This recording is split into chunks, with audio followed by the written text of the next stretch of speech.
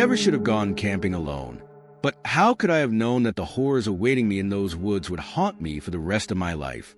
The crisp autumn air nipped at my cheeks as I shouldered my backpack, heavy with gear for my weekend solo trip.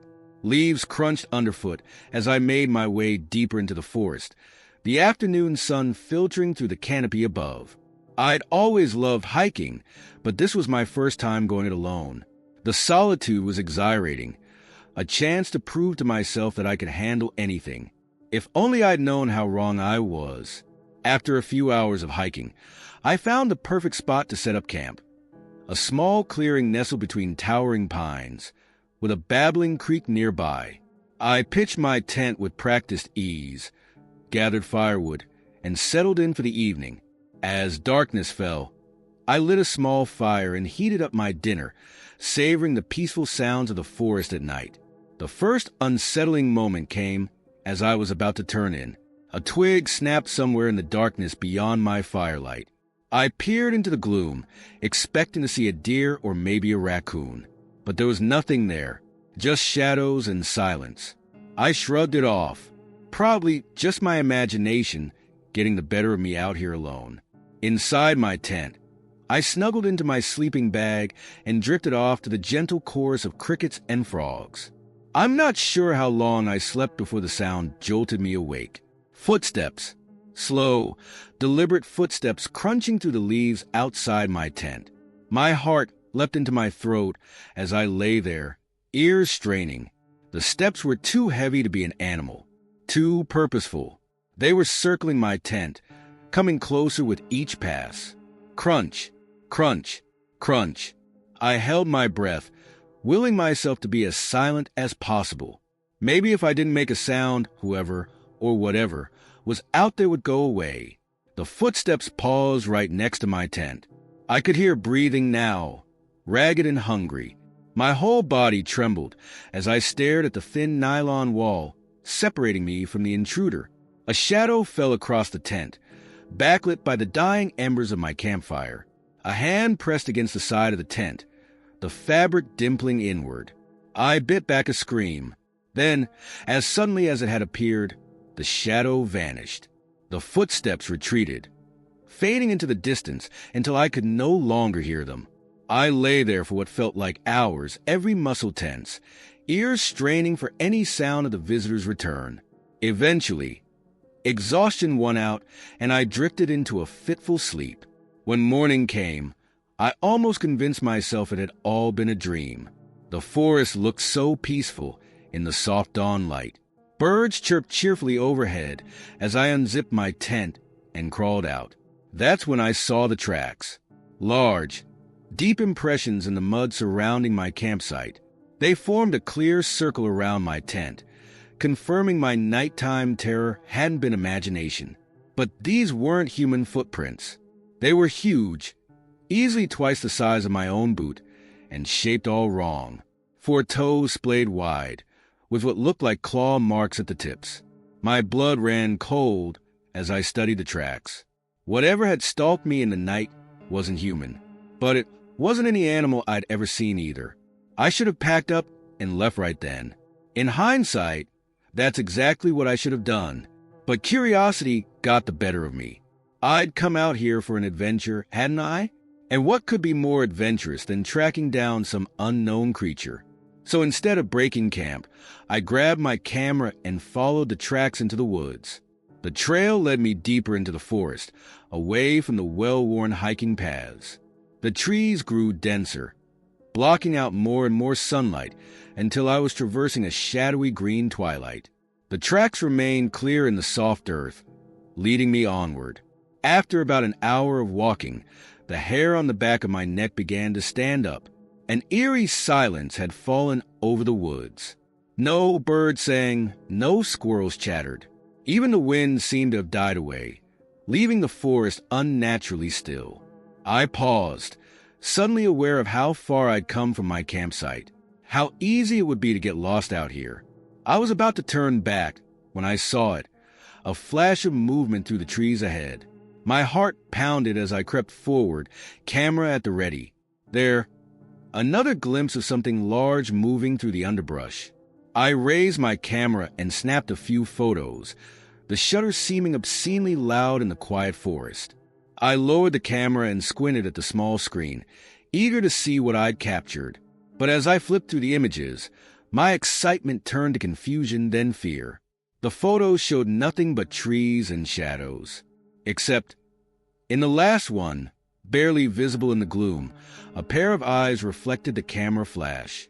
Large, intelligent eyes, set in a face that was almost human, but not quite. A twig snapped behind me. I whirled around, my breath catching in my throat. There, not 20 feet away, stood the creature. It was tall, at least 7 feet, and covered in shaggy dark fur. But it wasn't the size that made my blood run cold. It was a face, a horrible amalgamation of human and animal features, with a protruding snout, pointed ears, and those eyes, those terrifyingly intelligent eyes, fixed directly on me. For a long moment, we stared at each other. Then its lips pulled back in a snarl, revealing rows of pointed teeth. I ran, crashing through the underbrush, heart pounding in my ears. I fled back the way I'd come. Branches whipped at my face and arms as I sprinted through the woods. I could hear it behind me, giving chase with a speed that seemed impossible for its size. I don't know how long I ran. Time lost all meaning in the blind panic of flight. My lungs burned, my legs ached, but still I pushed on, spurred by the sound of pursuit. Finally, blessedly, I burst out of the woods and into my campsite clearing. Without pausing, I snatched up my backpack and tore off down the trail toward the parking lot. I didn't stop running until I reached my car, fumbling with shaking hands to unlock the door and throw myself inside. As I peeled out of the parking lot, tires spraying gravel, I glanced in the rearview mirror. There, at the edge of the woods, I caught one last glimpse of the creature. It stood watching me go, and I swear I saw a gleam of intelligence, even amusement, in those inhuman eyes. I drove straight home without stopping, my mind reeling. What had I seen out there? Some undiscovered species? A creature of legend come to life? Or was I simply losing my mind? When I got home, I immediately pulled out my camera, desperate to prove to myself that it had been real. But as I flipped through the photos, my heart sank. Every shot of the creature was blurred beyond recognition, nothing more than a vague, dark shape among the trees. The one clear photo I'd seen of the eyes was gone. Maybe I'd accidentally deleted it in my haste. In the days that followed, I scoured the internet for any similar encounters, any shred of evidence that might corroborate what I'd seen. But I found nothing conclusive, just vague stories and blurry photos, easily dismissed as hoaxes or misidentifications. I thought about reporting my experience to the park rangers or local authorities. But what would I say? That I'd been stalked by some impossibly large, semi-human creature in the woods? They'd think I was crazy. Hell, sometimes I thought I was crazy. But then I'd wake up in a cold sweat, the memory of those eyes seared into my mind. The intelligence I'd seen there, the predatory hunger.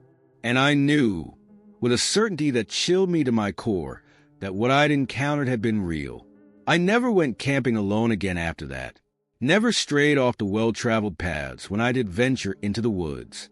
But no matter how much time passes, I can't shake the feeling that somewhere out there in the deep, dark places of the forest, that creature is still roaming, still watching, still waiting for unwary hikers to wander into its domain. And on quiet nights, when the wind whispers through the trees outside my window, I swear I can hear the echo of those footsteps, slow, deliberate, and always circling closer.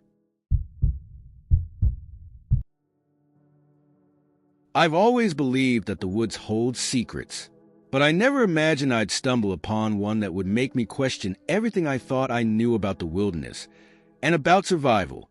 The sun filtered through the canopy, dappling the forest floor with patches of warm light as my girlfriend Sarah and I made our way along the narrow hiking trail. It was our third day on the Appalachian Trail, and we were reveling in the sense of freedom that comes with leaving civilization behind. "Hey, Jack," Sarah called from a few paces ahead. "Check this out." I caught up to her, following her gaze to a spot just off the trail. There, half hidden by a fallen log, was a battered backpack. It was caked with mud and looked like it had been there for a while. "Should we take a look?" I asked, curiosity getting the better of me. Sarah hesitated. "I don't know. It feels like we'd be invading someone's privacy. But what if someone's in trouble? Maybe they left it behind when they got hurt." That was all the justification we needed. We stepped off the trail, pushing through the underbrush to reach the abandoned pack. Up close, it looked even worse for wear. The once bright blue fabric was faded and torn in places, with dark stains that I tried not to think too hard about. I crouched down and carefully unzipped the main compartment. Inside, we found the usual camping gear: a sleeping bag, some clothes, a few energy bars. But tucked into a side pocket was a small, leather-bound journal. "We shouldn't," Sarah said, but I could see the curiosity in her eyes match my own. I pulled out the journal and opened it to a random page. The handwriting was messy, urgent, as if the writer had been in a hurry. "Day 4, I read aloud. I can hear them moving at night. They're getting closer. I don't think the trees are safe anymore." Sarah and I exchanged uneasy glances. I flipped to another page. Day 7. Found strange markings on the trees. Symbols I don't recognize. They weren't there yesterday. Someone or something is watching me. A chill ran down my spine despite the warm afternoon sun. I turned to the final entry, dated just yesterday. "They're here. God help me. They've found me. If anyone finds this, don't stay. Run. Run before dash." The entry cut off abruptly, a jagged line trailing off the page as if the writer had been interrupted mid-sentence. A twig snapped in the woods behind us. Sarah and I whirled around, hearts pounding. The forest suddenly seemed darker, the shadows deeper and more menacing. "We should go," Sarah whispered, her voice tight with fear. I nodded, hastily shoving the journal back into the backpack. We hurried back to the trail, both of us fighting the urge to break into a run. As we walked, I couldn't shake the feeling that we were being watched. Every rustle of leaves, every bird call seemed ominous now. I found myself scanning the trees, looking for the strange markings mentioned in the journal. Maybe it was just some crazy person, Sarah said after a while, breaking the tense silence. Or a prank to scare hikers. I wanted to believe her, but the fear in that final journal entry had felt too real, too raw to be faked. We hiked on, pushing ourselves harder than we had the previous days. Neither of us wanted to be in these woods when night fell. As the afternoon wore on, I began to notice things, little details that I might have overlooked before, but now seemed significant. A pile of rocks arranged in an unnatural pattern, claw marks on tree trunks that were too high to have been made by any normal animal. And then I saw it. Carved into the trunk of a massive oak tree was a symbol, a complex swirl of lines that made my head hurt if I looked at it too long. "Sarah," I said, my mouth dry. "Look." She saw it too, her face draining of color. "It's just like in the journal." "Jack, what's going on?" I shook my head, at a loss for words. Part of me wanted to dismiss it all as an elaborate hoax. But deep down, I knew we had stumbled into something far more sinister. We picked up our pace, the pleasant hike turning into a grim forced march. The symbols appeared more frequently now, carved into trees and rocks. Once, I swore I saw movement out of the corner of my eye, a dark shape flitting between the trees. But when I turned to look, there was nothing there. As the sun began to set, painting the sky in ominous shades of red and purple, we realized we had a problem. In our haste to put distance between us and the abandoned backpack, we had missed our planned campsite. "We can't stay out here," Sarah said, voicing the fear we both felt. "Not after what we read." I nodded grimly. "We'll have to push on to the next shelter. It's only supposed to be a few more miles." Those few miles were the longest of my life. As darkness fell, the forest came alive with sounds, rustling leaves, snapping twigs, and stranger noises that I couldn't identify. More than once, I was sure I heard footsteps paralleling our path, always just out of sight. The beam of our headlamps seemed pitifully small against the pressing darkness.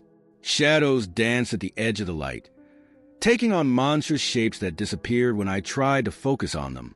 We were both near exhaustion when we finally spotted the trail shelter ahead. It was a simple three-sided structure, little more than a roof and a raised platform to keep campers off the ground, but it looked like a fortress to our frightened eyes. As we approached, I swept my light across the shelter's walls and froze. There, carved into the wood, were more symbols, dozens of them, overlapping and intertwining in a dizzying pattern. "We can't stay here," Sarah said, her voice shaking. But we had no choice. We were too exhausted to go on, and the thought of spending the night in the open woods was even more terrifying.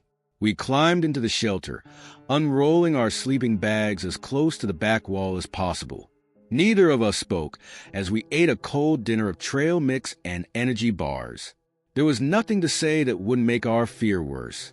As we settled in for the night, I pulled out my pocket knife and carved a protective circle around our sleeping area, a habit I'd picked up from my superstitious grandmother. It was silly, I knew, but it made me feel a little better. Sleep came in fitful bursts, punctuated by long periods of lying awake, straining my ears for any sound of approach. The night seemed to last forever. Sometime in the early hours of the morning, I jolted awake, every nerve on edge. Something had changed. The constant background noise of the forest, the insects, the wind in the trees had gone silent. I reached for my flashlight, but before I could turn it on, I heard it. Footsteps. Slow, deliberate footsteps approaching the shelter. Sarah was awake too, her eyes wide with terror in the dim pre-dawn light. We clung to each other, hardly daring to breathe as the footsteps drew closer.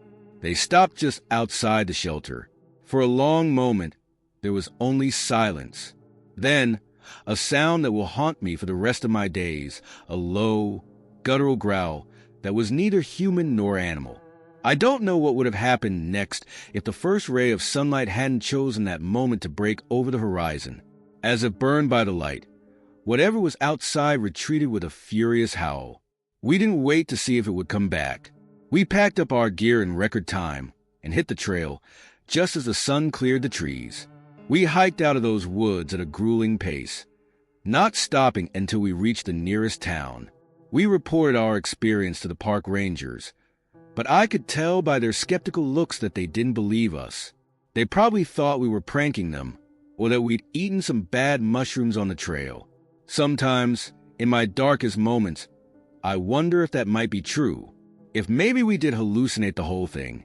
But then I remember the fear in that journal, the symbols carved into the trees, the inhuman growl in the night, and I know that something is out there in those woods, something that doesn't want to be found. I've hung up my hiking boots since that trip. The wilderness has lost its appeal for me. But sometimes, when the wind blows just right, I swear I can hear distant footsteps. And I wonder about the owner of that abandoned backpack, and if they're still out there, running from something that can't be escaped.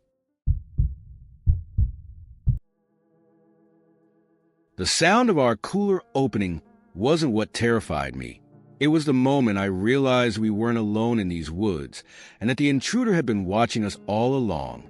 The crackling of the dying campfire and the gentle snores of my wife and kids provided a comforting soundtrack as I lay in our family-sized tent, hovering on the edge of sleep. This camping trip was supposed to be our chance to reconnect, to escape the constant buzz of technology, and remember what it was like to just be together. Little did I know, it would become a night that would haunt us all. A sharp click jolted me fully awake. My eyes flew open, straining against the darkness.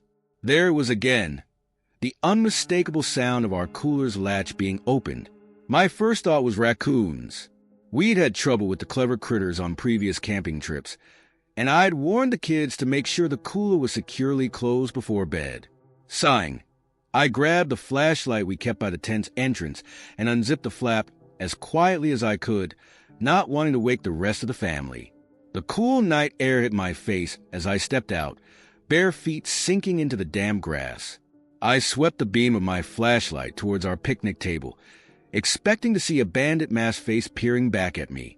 What I saw instead made my blood run cold.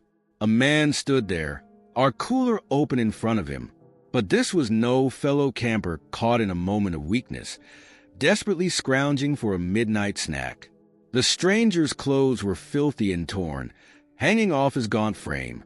His hair was a matted tangle, his beard wild and unkempt. But it was his eyes that truly terrified me, wide and feverishly bright in the beam of my flashlight, filled with a desperate animal hunger. For a long moment, we just stared at each other, frozen in mutual shock. Then his cracked lips parted in a horrifying approximation of a smile. "I've been watching you all day," he whispered, his voice a dry rasp that sent shivers down my spine. My mind raced, trying to process what I was seeing, what I had just heard. This man, this stranger, had been out there in the woods, silently observing our family as we hiked, swam, and laughed around the campfire. For how long? Since we arrived? Since before that? I opened my mouth, though I had no idea what I was going to say. Scream for help. Try to reason with him. Before I could utter a sound, the man's gaze flicked to the tent behind me, where my wife and children still slept, blissfully unaware of the danger just outside. That look galvanized me into action. Protectiveness surged through me, overriding my fear. I took a step forward, raising the flashlight like a weapon. "Get out of here," I growled, trying to make my voice as threatening as possible. "Now?" The stranger's smile widened, revealing teeth that were brown and broken. He reached into our cooler and pulled out a package of hot dogs, never taking his eyes off me. Then, with a quickness that seemed impossible for his emaciated frame, he darted away from the table and into the surrounding woods. I stood there, heart pounding, ears straining for any sound of his return. The forest seemed to press in around our little campsite, the darkness between the trees now filled with menace. How had I ever thought these woods were peaceful? After what felt like hours but was probably only minutes, I forced myself to move. I quickly checked the surrounding area, flashlight beam dancing wildly as I swept it back and forth. There was no sign of the intruder, but I couldn't shake the feeling of being watched. I hurried back to the tent, my hands shaking so badly I could barely work the zipper. Inside, I woke my wife, Linda, trying to keep my voice low and calm so as not to frighten the kids. "We have to go," I whispered urgently. "Now?" Linda blinked at me sleepily, confusion evident on her face. "What? Why?" "It's the middle of the night, John." I hesitated, not wanting to scare her, but knowing we needed to leave. "There was someone in our campsite," I said finally. "A man. He said he'd been watching us." Her eyes widened, fear replacing confusion. She glanced at our 2 children, still peacefully asleep, then back to me. "Are you sure?" she whispered. "Maybe it was just a dream." I shook my head firmly. "I'm sure. He took food from our cooler. We need to pack up and go, as quickly and quietly as we can." Linda nodded, her face pale in the dim light of the flashlight. We woke the kids, 10-year-old Emily and 8-year-old Max, giving them a sanitized version of events. We told them we'd heard reports of bears in the area and needed to leave for safety. They were groggy and confused, but the urgency in our voices prevented any real protest. As we packed up our gear, I kept glancing into the woods, half expecting to see those wild eyes staring back at me. Every snapping twig, every rustle of leaves sent my heart racing. I tried to keep my movements calm and methodical for the sake of the kids, but inside, I was screaming at us to hurry. It wasn't until we were in the car, driving down the dark, winding road away from the campground, that I allowed myself to relax slightly. Linda reached over and squeezed my hand, her touch grounding me. "Do you think we should report this to someone?" she asked quietly, mindful of the kids dozing in the back seat. I nodded. "We'll stop at the ranger station on our way out." They need to know there's someone dangerous in those woods. But as we pulled up to the small wooden building that served as the park's headquarters, my heart sank. The windows were dark, a sign on the door informing us that the station was closed until morning. Great, I muttered, frustration momentarily overriding my fear. Now what? Linda bit her lip, thinking. We could call the police? Or just head home and call the ranger station in the morning. I was about to agree to the latter when movement caught my eye. There, at the edge of the small parking lot, a figure emerged from the trees. Even in the dim glow of our headlights, I recognized the matted hair, the ragged clothes. Go, I said, my voice tight with fear. Drive. Now. Linda didn't question me, immediately putting the car in gear and peeling out of the lot. As we sped away, I twisted in my seat to look out the rear window. The figure stood there, watching us leave, and I swore I could see that terrible smile even at this distance. We drove through the night, not stopping until we were hours away from the park, and the sun was peeking over the horizon. As we sat in a brightly lit diner, the kids happily devouring stacks of pancakes, Linda and I tried to make sense of what had happened. Maybe he was just a homeless man, Linda suggested, though her tone was doubtful. Someone who lost his way and was desperate for food. I shook my head. You didn't see his eyes, Linda. There was something wrong about him, and the way he said he'd been watching us. I shuddered at the memory. We debated what to do next.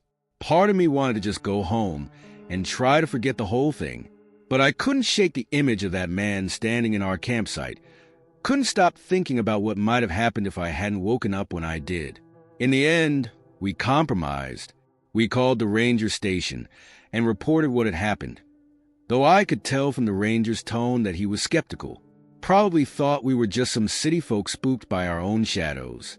But he assured us he'd send someone to check it out, and that was the best we could hope for. We never went back to that campground. In fact, it was a long time before we went camping again at all. When we did, it was in busy, well-populated sites with plenty of other families around. No more remote wilderness for us. But even now, years later, I sometimes wake in the night, my heart pounding, sure that I've heard the click of a cooler opening outside our suburban home. In those moments, I can still see those wild, hungry eyes, can still hear that rasping whisper. I've been watching you all day, and I wonder, with a chill that goes bone deep, if he's still out there in those woods, still watching, still waiting for the next unsuspecting family to set up camp in his domain. Because the truth is, you never know who or what might be hiding just beyond the light of your campfire, and some watchers aren't content to merely observe from afar.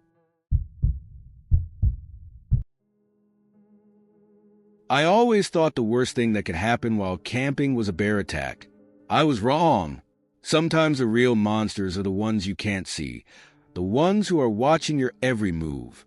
The sun was setting as we arrived at our campsite, painting the sky in brilliant oranges and pinks. My friends and I, Alex, Mia, and Carlos, had been planning this trip for months, eager to escape the pressures of college life and lose ourselves in the wilderness for a few days. Perfect spot, Alex declared, dropping his heavy backpack with a thud. Let's get set up before it gets dark. We fell into our usual routine, each taking on a different task. I started unpacking the tent, while Mia gathered firewood and Carlos scouted for the best place to hang our food bags away from curious wildlife. That's when I heard Carlos call out, his voice tinged with confusion. Hey guys, come check this out. I set down the tent poles and made my way over to where Carlos stood, staring up at a large oak tree. What's up? I asked. He pointed to something small and black, nestled in the crook of a branch about 10 feet up. Is that a camera? My stomach did a little flip as I followed his gaze. Sure enough, there was a small device that looked unmistakably like a trail camera, the kind hunters used to track wildlife. Except this one was pointed directly at our campsite. Maybe it's for studying animals, Mia suggested, coming up behind us. Alex shook his head, frowning. I don't think so. Look how it's angled. It's got a perfect view of where we're setting up camp. An uneasy silence fell over our group as the implications sank in. Someone had placed that camera there deliberately to watch the specific spot. "Let's take it down," I said, moving towards a tree. "Wait," Alex cautioned, putting a hand on my arm. "What if there are more?" We spent the next hour combing the area around our campsite, and our unease grew with each new discovery. We found 3 more cameras hidden in the surrounding trees, all positioned to capture different angles of our camp. As the last traces of sunlight faded from the sky, we huddled around our newly built campfire. The cheerful mood of earlier completely evaporated. "We should leave," Mia said, voicing what we were all thinking. "This is seriously creepy." Part of me agreed wholeheartedly. The idea that someone was out there watching us through those cameras made my skin crawl. But another part of me, the part that had always loved mysteries and thriller novels, was intrigued. Maybe we should stay. I found myself saying, "Try to figure out who placed these cameras and why." Carlos looked at me like I was crazy. "Are you serious? This is how horror movies start, Jamie. Think about it." I pressed on. "If we leave, whoever set this up will just take down the cameras and move them somewhere else. More people could be watched without their knowledge. But if we stay, maybe we can catch them in the act." There was a long pause as everyone considered this. Finally, Alex spoke up. "Jamie's got a point. And there are 4 of us. Safety in numbers, right?" Reluctantly, Mia and Carlos agreed to stay, though I could tell they were far from comfortable with the idea. We decided to take turns keeping watch through the night, just in case our mystery voyeur decided to make an appearance. As I settled into my sleeping bag for the first shift, I couldn't shake the feeling that we were making a huge mistake. The forest that had seemed so welcoming just hours ago now felt oppressive, full of hidden threats. Every snapping twig, every rustle of leaves set my nerves on edge. I found myself constantly scanning the darkness beyond our campfire, straining to catch a glimpse of what? A shadowy figure moving between the trees? A glint of light reflecting off a camera lens? My shift passed without incident, and I woke Alex for the next watch with a mixture of relief and disappointment. As I drifted off to sleep, I tried to convince myself that maybe there was an innocent explanation for the cameras. Maybe we were overreacting. A scream jolted me awake. I shot up, heart pounding, to find Mia standing at the edge of our campsite, flashlight beam dancing wildly as she pointed into the woods. "There's someone out there," she cried. "I saw them." We all scrambled out of our tents, grabbing flashlights and crowding around Mia. "Where?" Alex demanded. "What did you see?" "Just at the edge of the light," Mia said, her voice shaking. "A figure. They were changing the memory card in one of the cameras." Carlos swore under his breath. "I knew we should have left when we had the chance." "We need to call for help," Alex said, reaching for his phone. But as he held it up, his face fell. No signal. A chill ran down my spine as I checked my own phone, finding the same result. We were alone out here, cut off from the outside world. "Okay," I said, trying to keep my voice steady. "We stick together. No one goes anywhere alone. In the morning, we hike out and report this to the rangers." No one argued. We were all too shaken, too aware of the vulnerability of our position. Sleep was out of the question now. So we sat huddled around the fire, jumping at every sound from the surrounding forest. As the sky began to lighten with the first hints of dawn, we quickly packed up our gear. The cameras seemed to leer at us from their hidden perches, and I had to resist the urge to tear them down and smash them. We hit the trail just as the sun cleared the horizon, moving at a pace that was just short of a run. Every so often, one of us would glance back, half expecting to see a figure emerge from the trees behind us. We were about an hour into our hike when Carlos, who was bringing up the rear, let out a strangled gasp. "Guys," he said, his voice tight with fear. "Look." We turned to see what had caught his attention, and my blood ran cold. There, Carved into the trunk of a tree was a crude stick figure, and below it, a message that made my stomach lurch. "Smile for the camera, run," Alex whispered. And then we were off, all pretense of calm abandoned as we tore down the trail.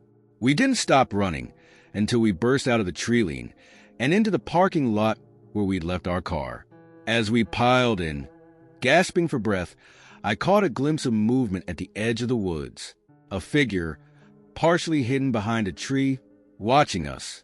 Alex gunned the engine, and we peeled out of the lot in a spray of gravel.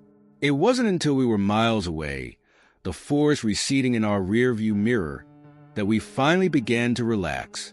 We reported our experience to the park rangers, who promised to investigate.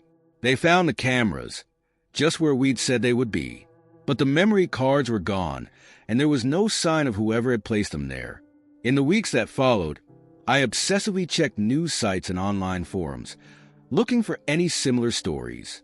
Had others encountered these hidden cameras? Were there more out there? But there was nothing. No reports, no warnings. Just the usual tales of bear encounters and lost hikers. Sometimes, late at night, I find myself wondering about those cameras, about the person behind them. What were they looking for? What did they see in those hours of footage of unsuspecting campers? And then a worse thought creeps in. What if it wasn't just that one campsite? What if there are cameras hidden all throughout those woods, silently watching, recording? I haven't been camping since that trip. The thought of sleeping in a tent, exposed and vulnerable, makes my skin crawl. Even in the safety of my own home, I sometimes catch myself scanning the trees outside my window, searching for the glint of a hidden lens. Because the truth is, you never really know who might be watching. And once you've seen behind the curtain, once you've glimpsed the hidden eyes in the wilderness, it's hard to ever feel truly alone again. So the next time you're out in nature, feeling that sense of peaceful isolation, take a moment to really look at your surroundings, because you might just find that the wilderness is looking back. I never thought I'd be afraid of my own child, but when you're miles from help and your kid keeps vanishing in the night, terror takes on a whole new meaning. The crackling campfire cast dancing shadows across our faces as I finished telling a mild ghost story to my wife Sarah and our two kids, 12-year-old Emma and 7-year-old Liam. We were 3 days into our week-long camping trip in the Adirondacks, our annual family tradition to disconnect from the world and reconnect with each other. "All right, time for bed," Sarah announced, noting Liam's drooping eyelids. "We've got a big hike planned for tomorrow." As we settled into our tents, the kids in one, Sarah and I in the other, I felt a familiar contentment wash over me. This was what it was all about: family, nature, and peace. If only I'd known how quickly that peace would shatter. The first night passed uneventfully, but on the second night, I woke to Sarah shaking me urgently. "Tom," she whispered, fear evident in her voice. "Liam's gone."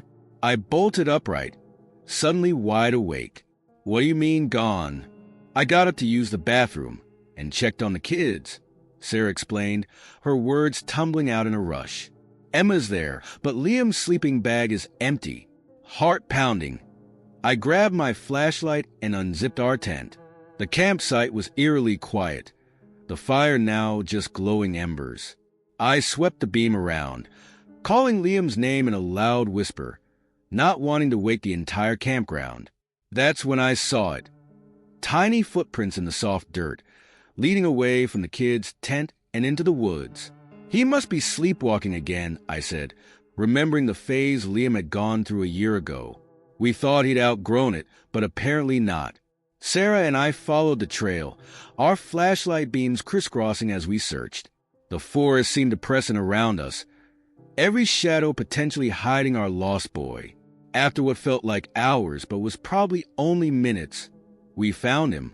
Liam was standing knee-deep in a small stream about a quarter mile from our campsite, his pajamas soaked and his eyes closed. "Liam," Sarah cried, splashing into the water to scoop him up. His eyes fluttered open, confusion evident on his face. "Mommy, where are we?" The relief I felt was overwhelming.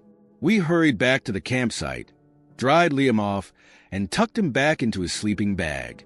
Sarah and I agreed to take turns keeping watch for the rest of the night, just in case. As I sat outside the tent, staring into the darkness, I tried to convince myself it was a one-time occurrence. Kids sleepwalk sometimes, right? No big deal. But the next night proved me wrong. This time, it was my watch when I noticed Liam's empty sleeping bag. Panic gripped me as I realized I had no idea how long he'd been gone. I woke Sarah, and we began our frantic search once again. We found him perched on a large boulder overlooking a steep ravine, teetering dangerously close to the edge. My heart nearly stopped as I inched towards him, terrified that any sudden movement might send him toppling over. Somehow, we managed to get him safely down and back to camp. But now we were faced with a terrifying reality. Our son was putting himself in serious danger, and we were miles from any help. "We should go home," Sarah said, her voice trembling. "This is too risky." Part of me agreed wholeheartedly. But another part, the part that had been looking forward to this trip all year, resisted. "Let's give it one more night," I suggested. "We'll tie a bell to his wrist. If he gets up, we'll hear it immediately." Sarah reluctantly agreed, though I could see the worry etched on her face. The bell worked for about an hour. Somehow, Liam managed to slip it off in his sleep. When I woke from my watch and found him gone again, I felt a cold dread settle in my stomach. This time, our search took us deeper into the woods than ever before. The trees seemed to close in around us, branches reaching out like gnarled fingers. Every sound, a snapping twig, a rustle of leaves, sent my heart racing. We found Liam standing at the edge of a small clearing, staring up at the moon. As we approached, he turned to us with open eyes, but I could tell he wasn't really awake. "The forest is calling me," he said in a voice that didn't sound like his own. "It wants me to join it." A chill ran down my spine. This was more than simple sleepwalking. Something was very, very wrong. We brought him back to camp, but none of us slept for the rest of the night. As soon as dawn broke, we packed up our gear and headed out, our week-long trip cut short after just 4 days. The drive home was tense and quiet. Emma was upset about leaving early, but even she seemed to understand the gravity of the situation. Liam, for his part, had no memory of his nighttime wanderings. We thought returning to civilization would end the problem. We were wrong. The first night back home, I woke to find Liam's bed empty. Panic gripped me as I searched the house, images of him wandering into traffic flashing through my mind. I found him in the backyard, trying to climb the fence that separated our property from the small wooded area behind our house. "The trees are calling me, Daddy," he said as I carried him back inside. "They miss me." Over the next few weeks, we tried everything. We installed alarms on Liam's windows and door. We took turns sleeping in his room. We even consulted a sleep specialist who prescribed medication to help him sleep more deeply. Nothing worked. Night after night, Liam found ways to escape, always heading towards the woods. We'd find him in increasingly dangerous situations. Halfway up a tree, balancing on the edge of a drainage ditch, once even standing in the middle of the street 3 blocks from our house. The strain was taking its toll on all of us. Sarah and I were exhausted from our constant vigilance. Emma was becoming resentful of the attention her brother was getting. And Liam, during the day, he was his normal, happy self. But at night, he became someone or something else entirely. It all came to a head about a month after our camping trip. I woke in the middle of the night with a feeling of absolute certainty that something was wrong. Liam's room was empty. The window open despite the alarm. Heart pounding, I ran outside, following some instinct that pulled me towards the woods behind our house. As I crashed through the underbrush, I could hear Sarah calling Liam's name in the distance. I found him standing at the base of an enormous old oak tree, his small hand pressed against its gnarled trunk. As I approached, he turned to me with eyes that seemed too too knowing for his 7-year-old face.